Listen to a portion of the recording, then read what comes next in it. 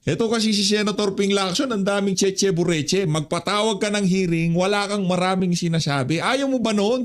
Masisira nyo yung argumento nitong ating mga magigiting na mandirigma na kung saan pati yung pangalan ng best friend mo nakaladkad na dito sa issue na to. At dito rin sa video na to, ipapasadaan natin. Itong interview ng SMNI dito kay Shen Nikki Kusiteng. Naku, matindi ho yan. Isa ho yan sa mga unang nagbulgar sa vision nitong si Marcos Jr. at ang kanyang mga kaibigan. Pero bago ho yan, isang like at isang subscribe.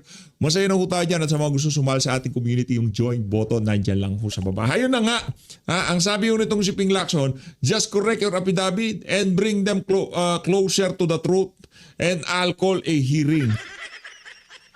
Kung mali yung affidavit, paborable yan sa komite. At least, yung mga kababayan nating nag-aabang dito sa issue na to, ngayon pa lang nagkakaroon na sila ng kaliwanagan na kasinungalingan ang sinasabi ng ating mga Marines. Tama, mali?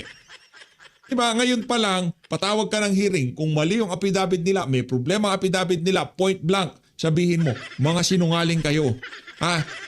Eto, binigyan ko na kayo ng tsansa.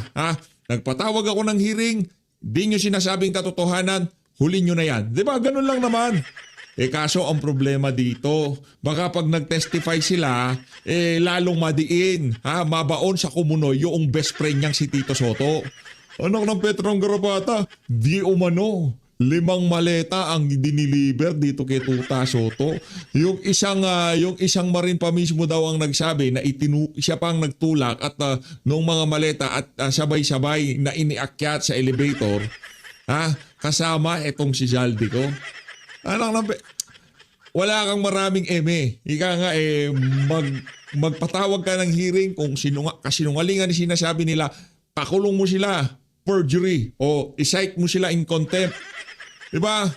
Yung safe house din naman yan Balita ko, inaalok daw sila ng safe house ng NBI. Di, dali nyo na lang sila dyan sa hearing, sa Senate. Swerte ho tayo, madami-dami to. Kung nagkataon, 2-3 to, malamang sa malamang nagpatawag na sila ng hearing. Bakit? Kung sakaling i-contempt nila yung isa, dapat i-contempt ang lahat. Ganun ho ang mangyayari dito mga kababayan. Saan nila lahat lalagay yan? Yung mga yung mga ex-marine tsaka ex-army. Ang dami ho yan, 18. Mapupuno ang Senado. Baka nagsisession sila doon, kumakain yung ating mga marines doon, nanonood. Eto, dito tayo kay Prof. Nikki Kusiteng. Meron ho siyang tanong dito sa administration itong si Marcos Jr. Game. Una-una, kailangan ito paghandaan natin. Hindi ko pa naririnig kung ano ang plano ng ating pamahalaan para masugpo yung kahirapan na maaring idulot nitong oil price hike. Last time I checked, it's already $102 per barrel, no? Yung langis. At lalala pa yan dahil hindi naman mukhang bukas titigil na yung gera. At nakita naman natin na kahit hindi tayo kasali, yung impact, no, ay napakalaki para sa atin. Isang bagay na dapat natin intindihin, wala tayong sariling production ng oil. Pangalawa, wala rin tayo halos produkto na sarili nating pagkain. Diba? Halos lahat imported. Ultimo nga galunggong imported. Diba? Yung sardinas, imported pa rin yung isda. Yung mga gulay, imported din. Yung bigas, imported. So, walang gagalaw sa ating bansa kung hindi nangangailangan ng langis. Diba? Hindi mo nang pwede lagay sa bisikleta yung bigas. Pero ang mas malala dyan, marami ding mawawalan ng trabaho. So wala ka ng pambili ng bigas at wala kang trabaho para pagkunan ng pambili ng bigas. Anong plano? Diba? So far, ang balita ko, may 1,000 na overseas workers na galing sa Middle East na pinabalik dito. Anong haharapin nila dito? Wala silang trabaho, wala silang income. Higit pa doon, yung mga umaasa sa kinikita nila nung sila ay nasa ibang bansa, wala nang aasahan. Ano mangyayari sa kanilang pag-aaral? Sa pangangailangan pangkalusugan? Dapat nakikita natin yung sarili nating muka dun sa lahat ng tao na maghihirap. Hindi mo pwedeng sabihin na higpit kayo ng sinturon. Wala na, hindi na ako makahinga Sa higpit ng sinturon ko, saan ko pa ihihigpit? Di ba? Insulto na yon sa tao. Pangalawa, yung transportation, napakahalaga niyan. Yan. Kung may trabaho ka man, nag-aaral ka man, importante na makarating ka dito sa mga lugar na ito. Correct. Dito sa ating bansa, yung public transportation, pasanin ng private sector. Yung jeepney driver, private yan. Private. Diba? Yung may-ari ng kooperatiba, private din yan. Correct. Yung mga nag-ipon-ipon ng kanilang mga pera para makabili ng isang jeep. O yung mga may fleet. Sabihin mo na, may fleet pa sila. 5, 4, 10 kung ilan man ng jeep nila. Pag nagtaas ang gasolina, pati piyesa, magtataas ang presyo. Diba? Hindi lang magtaas ng presyong gasolina, double whammy pa. Babagsak pa yung pera ng halaga ng pera natin.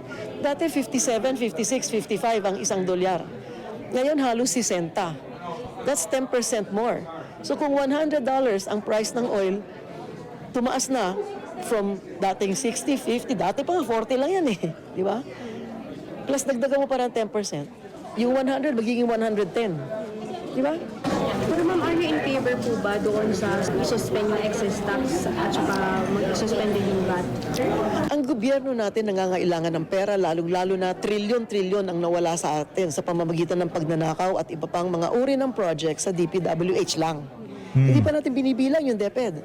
Hindi pa natin binibilang DOH, yung Customs, yung BIR. Di ba? Ang dami pang agency, Department of Dami. Agriculture, Transportation, Communication, lahat yan, no? Hindi pa natin nakikita. So, doon pa lang sa DPWH matindi na ang parang tinamaan na tayo tinamaan ka ng sagwan. So, paano mangyayari sa atin? So hindi kayo, kumbaga, sang-ayan na i-suspend yung excess tax? Ang tax kasi, yan ang pera na kailangan ng gobyerno para magbigay ng serbisyo. Yan ang pambayad sa teachers. Yan ang pambayad sa pulis. Yan ang pambayad sa military. Yan ang pambayad sa health workers at mga doktor sa mga public hospitals. Yan ang ginagamit ng gobyerno para makapagbigay ng serbisyo. Huwag lang natin nakawin yan. Sapat yan para pangalagaan lahat ang ating pangangailangan. Bawasan mo yan, lumpo yung ating pamahalaan. Ang dapat habulin dyan, hindi yung alisin yung tax. Kasi pag inalis mo yung tax at walang serbisyo yung tao, double whammy. Di ba? Kailangan, ang sabihin natin, okay lang magbayad kayo ng tax, pero yung tax mo ay napupunta dun sa operasyon ng nanay mo sa ospital. Meron kang aasahan na serbisyo. Hindi naman sila magrereklamo dun eh. Kung meron natatanggap lang silang, nakikita lang sila na may katumbas na serbisyo sa taong bayan. Di ba? Madali sabihin, popular yun eh. Hindi lahat ng popular na bagay tama eh. Di ba? Pero ma'am, yung Kasi hindi ko pa nakikita yung statistics. Magkano ang mawawala? Kasi hindi tayo pwede magdesisyon na hindi natin alam kung ano talaga yung consequence niyan. Magkano ang mawawala? Saan natin kukunin yon? Uutang tayo? Uutang ka ng $1, pagkatapos ang bayad mo, times 2 na kagad. Put yung VAT, ma'am, to suspend the VAT. Yung VAT kasi, yung VAT para sa akin, magmula pa nung simula, akala namin, temporary lang yon, hindi forever. Dahil binawasan ka na ng tax pag kaltas sa sweldo mo eh. Binawasan ka na ng tax, nagbabayad ka na ng tax, pagbili mo ng gasolina, pagpunta ka sa tindahan para bumili, kailangan mo magbayad ng tax. So, maraming paraan na kukuha yung buwis. Pagkatapos, pagbili mo ng t-shirt, may tax pa yon. So, hindi makatarungan tax kung tutuusin yung VAT. Dahil, bilyonaryo ka man, o driver ka ng jeep, yung VAT, pareho para sa lahat ng tao. So, hindi makatarungan tax yan. Pero nung umpisa, nung sinimulan yan, ang tingin ko dyan, temporary. Nakaahon ka na eh. Isipin nyo, kung hindi tayo nanakawan ng 1 o 2 trilyon sa loob ng ilang mga taon lamang, kailangan ba natin yan? Hindi. May pera tayo eh. Isipin mo kung ano magagawa mo dun sa 1 trilyon piso. Di ba? Pero yung clamor nila, ma'am, wala daw kasi, ang tagal daw kasi ng ayuda. Dahil sa... Yan. Ito, ibibigyan ko ito ng example. Umaasa tayo sa ayuda. Gaano katagal bago maubos yung pera ng gobyerno, uutang ulit. Bawat isang Pilipino ngayon, 150 mil na utang nyo. Utang nyo sa tindahan, 200 piso, hirap kayo magbayad. Utang nyo sa kapitbahay, 500 piso, hirap kayo magbayad. Utang sa dun sa cash advance mo, sa boss mo, 1,000, 2,000, hirap ka magbayad. Correct. Pero, bawat sanggol na pinapanganak, may utang na 150,000 pesos. Hindi pa siya nakakalakad. May utang na siya na Grabe. 150,000 Kawawa. pesos. No?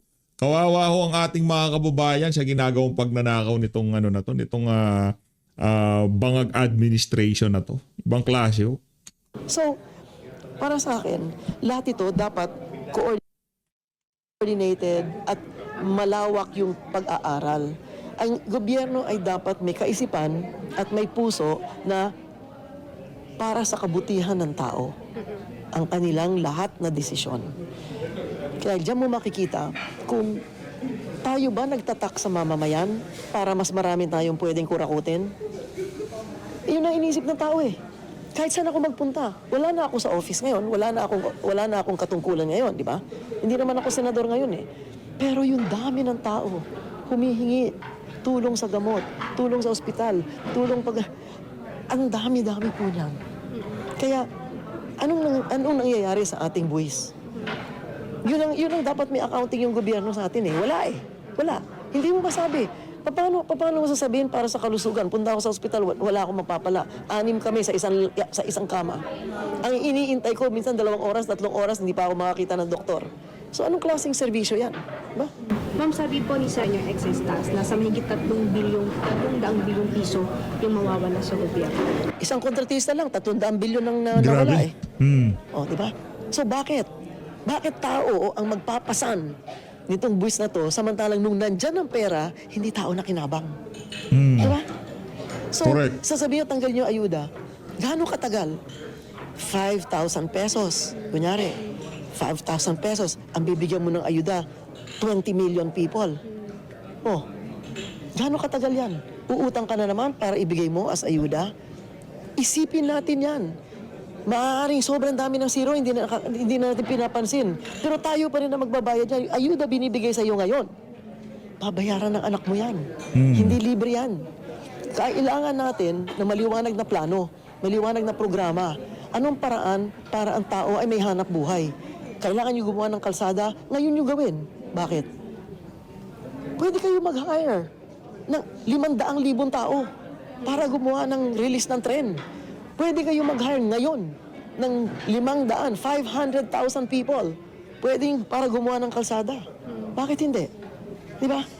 Huwag lang kukurakutin yung pera. May pera po tayo. At hindi kailangan pakiramdam ng tao, ay nagpapalimos siya, ay binigyan siya ng ayuda. Hindi. Huwag natin gamitin yung ayuda bilang sandata para yung tao hawak sa liig. Para pagdating ng halalan, uy, iboto mo ako tanda mo nagbigay ako ng ayuda. Hindi pwede yan eh. Correct. Dahil yung ayuda na binibigay mo ngayon, babayaran din niya yan. Naniniwala ko tayo dyan. Huwag natin lolokohin yung tao. Sabi nga nila may kasabihan. Actually, Mercano nagsabi nito ni Mark Twain. Ano sinabi niya? It is easier to fool the people than to tell the people that they were fooled. Mas madaling lokohin ang tao kesa paliwanag sa tao na niloloko sila o naloko sila. Totoo yun eh. Diba? Ma'am, last question pala yung At least itong si former Senator Nikki Cositeng, hindi siya nakasuot ng Rolex. Kabibi lang ang niya, get up. Get upan nitong si Sen Nikki, kabibi. Di kagaya ng mga ibang congressman dyan, naka Chanel, yun lang alam nating brand na iyayamin eh. Pangmayaman ba yun? Pero itong si Sen Nikki, simple lang. Nakakabibi. mangyayari sa Pilipinas kung magpapatuloy itong sigalap, lalo't yung Pilipinas pa nakadepende talaga tayo sa imported fuel. Nakadepende tayo sa imported fuel. Pero higit sa lahat, wala tayong sinasandalan na industriya. Yan. Ang number one export natin, hindi kalakal. Number one export natin, tao. Tao. Pag nagkagulo sa ibang bansa, wala tayong langis. Hindi aandar yung natitirang konti na lang na pabrika. Hindi naaandar yung natitira na lang na konting pangangailangan natin. Okay? Pero the worst part is, wala tayong produkto na ibebenta sa ibang bansa na pagkakakitaan natin. Pagkain lang, hirap na. Kita nyo, retail, pumunta kayo sa lahat ng mall, lahat na nakikita nyo dyan halos, imported. Kahit sabihin nyo pa, yung mga tindahan na nagtitinda ng Philippine handicrafts, di ba? Ang dami dyan. Ang sinulid, imported. Ang gunting, imported. Yung packaging, imported. Yung mga ibang Totoo mga yan. materials na ginagawa mo ng duster, imported. Yung Totoo tela, yan. paggawa ng duster, imported. Di ba?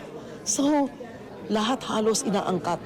Ano ang programa ng gobyerno? Mas mabuti pondohan nila yung mga negosyo na nagsasara na, pondohan nila para mabuhay, para magkaroon ng trabaho yung mga taong natanggal doon sa trabaho na nagsara ng mga pabrika. Di ba? Alam naman nila, may listahan sila. Sino nagsasara? Buhayin ninyo. Mas malaki ang maitutulong ninyo dahil may produkto yan at may sweldo yung tao nagtatrabaho sa pabrika. At tayo bilang mga manggagawa, tingnan natin yung sarili natin. Bakit ang mga dayuhan hindi nag-iisip na dito maglagay ng kanilang pabrika? Alam mo, isang tinatanong sa akin, bakit kayo nagbabayad 13 months pay? 6 na buwan lang nagtatrabaho yung tao. Di nagulat ako. Paano nangyari yun? Kinumpute ko, kayo mag-compute. Di ba? Lunes hanggang Linggo, ang Sabado at Linggo, walang pasok. Walang pasok. 52 weeks in a year, di 104 days. 104 days, ilan yon? Ang 90 days, 3 buwan. O plus another 14, di 3 buwan at kalahati na yon. Walang pasok. Hindi pumapasok ang tao. No productivity, zero yan. Okay. Tapos may 25 yata na holiday. Ang Pasko, isang araw eh. Pero ang tao umuwi ng 20 eh. Bumabalik at rest ng Enero eh. Paano nag-isang araw yon? O bilangin mo yon. Ilan na yung nawala? Di ba? Hindi pa. All Saints Day. Di ba? Isang araw lang dapat yon, November 1st. O ano nangyari? October 26, umalis na eh. Babalik November 5 eh. Bakit? Walang masakyan. Hindi sila makabalik sa oras dahil wala silang masakyan. Puno yung mga bus, walang tren, walang nothing. So, ano mangyayari? So, binibilang ng investor yan. Magbabayad ako ng 13 months pay. Iba 14 pa. Iba 15 pa. Months pay. Pero, ilang araw lang talaga may pasok. Okay. Yan. Pinag-iisipan din ng investor yan. So, sinasabi ko, dapat yung ating plano, malawakan, pag-isipan at pag-aralan lahat. At ipaliwanag sa tao kung bakit tayo nagkakaganito. Hindi ito Marcos Duterte. Hindi. Kung mabuhay silang dalawa, manalo sila ulit, matalo sila ulit, o mamatay silang dalawa, yung tao gutom eh. Correct. Diba? So, huwag natin i-reduce sa politika. Huwag natin i-weaponize yung gutom. Huwag natin gawing sandata yung kawalan ng tirahan. Diba? Swerte lang natin, walang winter dito eh. So, kung halimbawa may winter dito, 20 degrees below zero ang temperature, homeless ka. O, saan ka pupulutin? O, diba? O, diba? Kaya, ibig sabihin, yung mga tanong, kuminsan, mahirap sagutin ng isang sagot lang. Bakit? Kasi kabit yan eh. Magkakasama lahat yan. Walang programa at walang plano yung ating pamahalaan. Kaya pag merong issue na ganito, tiklo ka agad tayo eh. Ang rice, ilang buwan ang supply sa mga bodega natin ng bigas? Wala nakakaalam. Sabi nila 30 days lang. O yung 30 days kung hindi pumasok ang bigas ng 30 days. Alam mo, yung mga nagtitinda sa atin ng bigas, isipin nila na hindi na kami magbebenta ng bigas sa Pilipinas. Kakainin na lang namin, tatago na lang namin kasi may crisis eh, di ba? O, pag hindi ka binentahan ng bigas, anong gagawin mo? Or pag ang exchange rate 60 to 1 or 65 to 1, na nasanay ka sa 55 to 1, tumaas na 10 piso, ibig sabihin, di ba? Ibig sabihin, yung bigas mo, tataas din, magiging 55 o 65. So, you have to see it in a big way. You have to see the big picture. And as of now, I don't see even step 1. Dito naman ho tayo kay Tukmul. Dito kay Terry Ridon. Magugunaw na huwata mundo. Itong si Terry Redon, impeachment pa rin ni VP Sara ang pinagkakaabalahan niya. Yung iba nating mga kababayan, di na malaman kung paano nila maa-afford yung nagliliparang presyo ng mga pangunahing bilihin. Itong si Terry Redon, relax lang. Chill lang siya. Ano lang talaga concern niya? Impeachment ni VP Sara. Puntahan natin yung impeachment case against VP Sara. Game. Ano yung development sa Committee on Justice? At what can the public expect from the 60-day na period na magdi-deliberate ang Committee on Justice? Well, siguro, bago natin pasukin yung proseso, no? Very important po na maglinaw doon sa remarks ni Vice President Sara Duterte na una, imbis ho na dapat yung krisis sa langis, yung pong kinakaharap ng Kongreso at ng gobyerno pong ito, ay yung impeachment daw po ng pangalawang Pangulo ang inatupag ng Kongreso at ng pamahalaan. Katulad ng binanggit ko kanina, hindi po yun totoo. Kaya ho nga mag-undertake na economic relief at accountability measures na Kongreso all at the same time. So ibig sabihin, in the same week na pinag-uusapan ho yung economic relief through the suspension of excise taxes on petroleum products, tumatakbo po yung proseso ng po nga impeachment ng ating pong pangalawang Pangulo. No? So, at the moment, inaantay po ng House Committee on Justice yun pong answer ng pangalawang Pangulo. So I think she has until this weekend and until Monday to submit her answer to the House Committee on Justice. So antayin po namin yon at the end of office hours no, ng Lunes, and then we will have to decide kung ano po yung next step. So in the event that the Vice President submits her answer, yung pong endorsers complainants will be given an opportunity to reply, and the Vice President will be given an opportunity to do a rejoinder. No? So yung pong determination of sufficiency in grounds will be taken up, and hearing proper will proceed I think around April 8, if that is the timeline, in the event that the Vice President responds. No? In the event po that she does not respond by Monday, the process will be shortened, abbreviated. So ibig sabihin, no, I think as early as the final weeks of this month, pwede po nga mag-proceed na po to a determination of sufficiency in grounds, and we can proceed to yung hearing proper na po. So hindi na aabot ng 10 days yung time given to VP to respond? Matatapos na po yung 10 days by this weekend. So our expectation is that she will respond, and she will submit it by Monday kasi wala naman na pong pasok po yung Kongreso ngayon pong weekend. So hopefully by Monday, the answer will be submitted to Congress, no, to the House Committee on Justice. Very important din po before proceeding to clarify po on the remarks also of the Vice President that Congress is undertaking a fishing expedition relating to her impeachment. Hindi rin po ito totoo. Kasi a fishing expedition presupposes an absolute absence of documentation before proceeding with any impeachment. Tapos na. Hindi po ito Yung fishing expedition nila nung 19 Congress yun, nung nagpatawag sila ng kung sino-sino, di ba? Terror doon, yun ang fishing expedition. Tapos na ho sila doon sa portion na yun. Kaya nasa ano na ho sila, nasa impeachment, ano na ho talaga sila, nasa impeachment movie ka. ito totoo. No? So, sa totoo lang, even if we don't undertake subpoenas, the impeachment proceeding against the Vice President will in fact proceed. It is essentially complete. Kasi what do we have today? We have the COA reports on confidential funds. We have the video recording of the threat against the President, the First Lady, and the former House Speaker. We have copies of the SALN of the Vice President. We have the affidavit of Mr. Madriaga relating to his role as a bagman of the Vice President. So, ibig sabihin, ito po pinapasabpina ng mga House members ay bahagi lang po ng pagdadagdag ng mga dokumento.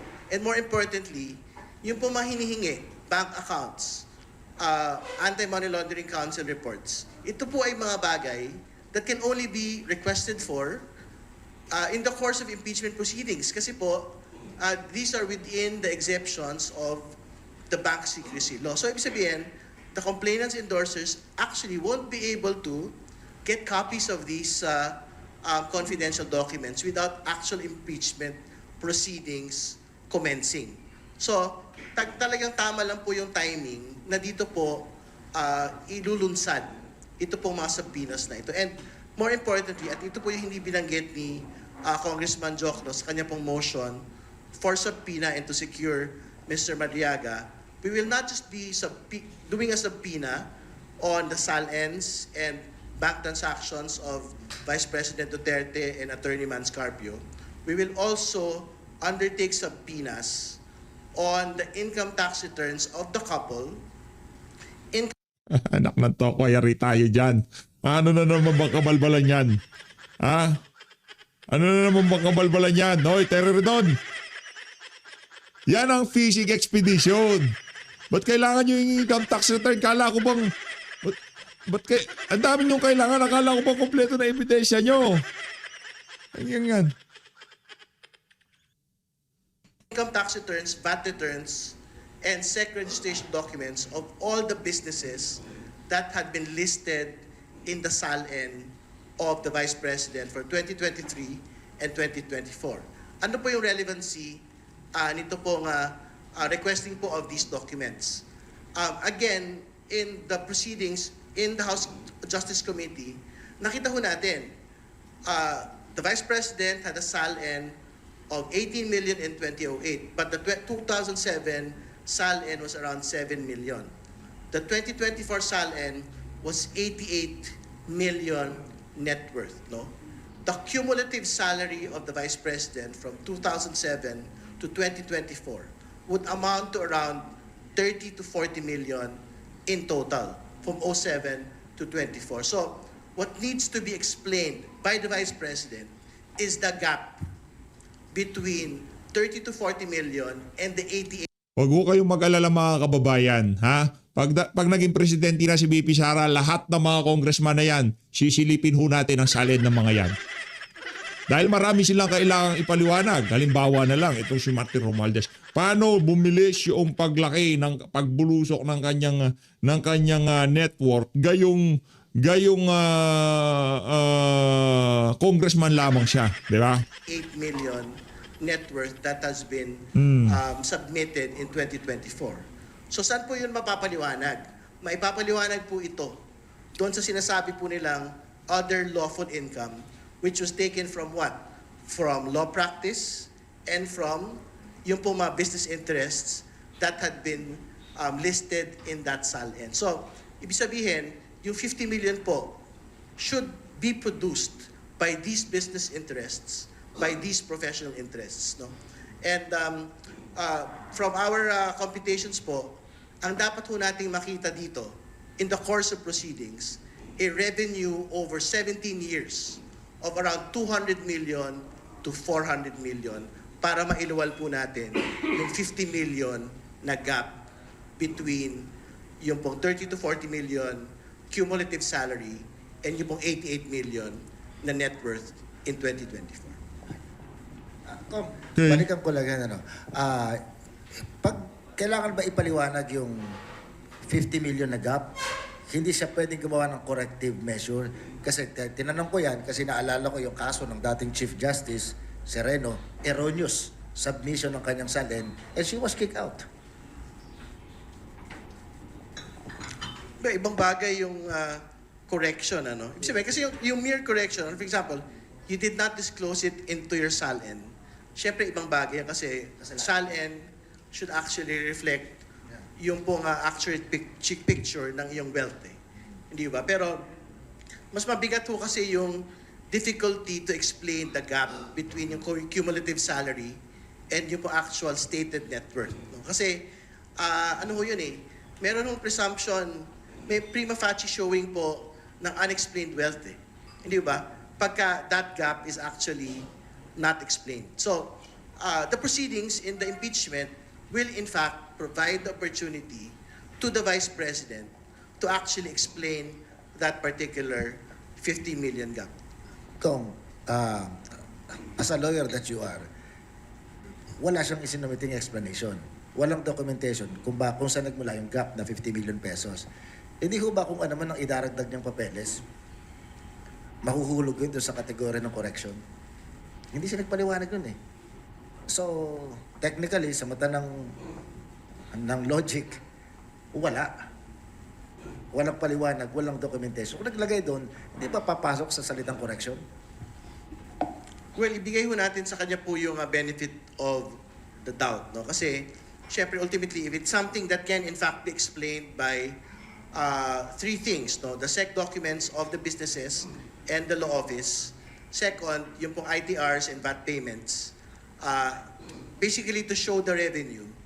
Eh, di ma-explain ho nila yung gap, no? Pero, yung baka hindi ho nila ma-explain doon, yung pong hindi ho nabanggit na ilang bahagi o sa ilang mga particular na mga taon. Kung sino mag-explain, assuming na ayaw magpunta ng pangalawang Pangulo o magpunta man doon, kagaya nung pag-upo niya sa harap ng komite ng Kongreso ng mga nakalipas sa panahon, ayaw sumagot sa katanungan. Kung ganong ayaw sumagot, magpaliwanag o ayaw pumunta, pwede bang magpaliwanag ang kanyang abogado o hindi? Hindi po. Hindi po pwede magpaliwanag yung pong mga abogado. But, for example, just to answer, before answering on the counsel question, yung pong pwede magpaliwanag on ITR and VAT payments ay yung pong BIR kasi they have copies of it. That should have been submitted to them over the course of the years. Yung SEC documents, of course, SEC. Yung pong bank records will be the bank or yung AMLAC, no? So we don't actually require the respondent to be there to explain it. If she wants to be there, then she's actually free to be there. Pero, ayun na nga po, lawyers cannot actually explain for the respondent, no? So, even if you have like 16 lawyers there, we will note it that these are the lawyers, but they cannot explain for the respondent. They cannot explain for the witnesses or the resource persons that will be invited. Kahit doon sa trial proper kung mag-proceed na. Sa trial proper po, iba ho yung rules eh. So, pagka po ganun, I think the lawyers are allowed to basically represent and speak for the respondent po. Speaking of the Vice President's lawyers, Kong, ano ang kayo nagpahayag na merong dalawa doon na nag-enter ng appearance nila na medyo hindi kayo pabor? Ano ang move ng committee moving forward? Well, the committee po will deliberate on what to do po with the concern, no? Relating to the two lawyers. Wala ho kami objection to almost all of the lawyers. They are free to enter their appearance except for two. So, si Mr. Michael Powa and si Mr. Reynold Munsayak, who are these personalities? These personalities were high-level officials in the Department of Education and in the OVP. No? While the Vice President was Secretary of Education.